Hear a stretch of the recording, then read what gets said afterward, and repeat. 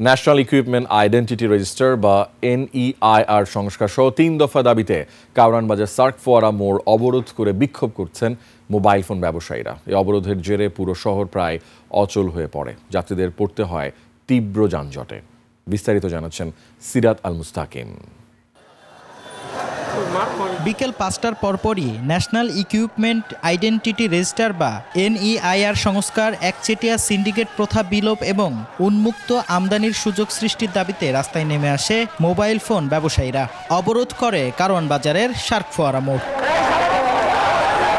আন্দোলনকারীরা বলেন, অবিলম্বে NEIR সংস্কার করে অবৈধ সিন্ডিকেট বিলোপ করতে হবে।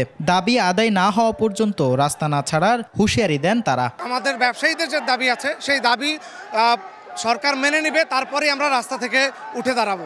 ভ্যাট ট্যাক্স অ্যাড যোগ করে টোটাল যে 60% দাবি এবং যে ডিপ্লোম্যাটিক একটা NEIR সিস্টেম চালু করতে যাইতেছে, সেটার বিপক্ষে আমরা দাঁড়াইছি। যে 57% যে ব্যাট, অযৌক্তিক ব্যাট আমাদের উপর চাপিয়ে দিয়ে আছে, শুধু ব্যবসায়িকদের ক্ষতিগ্রস্ত হবে না ভাই, সাধারণ নাগরিক ক্ষতিগ্রস্ত হবে। অবরোধের পরই বন্ধ হয়ে যায় কারওয়ান বাজার ও আশেপাশের সড়কগুলোর যান চলাচল। ভোগান্তিতে পড়েন অফিস ফেরত কর্মজীবীরা। দীর্ঘ সময় গাড়িতে আটকে থাকার পর অনেকেই বাধ্য হয়েছেন পায়ে হেঁটেই গন্তব্যে রওনা হতে।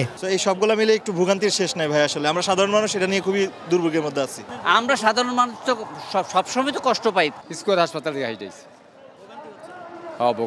প্রায় 2.5 ঘন্টা অবরোধের পর কারওয়ান বাজার সার্ক ফোয়ারা মোড় থেকে অবরোধ উঠিয়ে নেয় মোবাইল ব্যবসায়ীরা। সিরাত আল মুস্তাকিম, 21 টেলিভিশন, ঢাকা।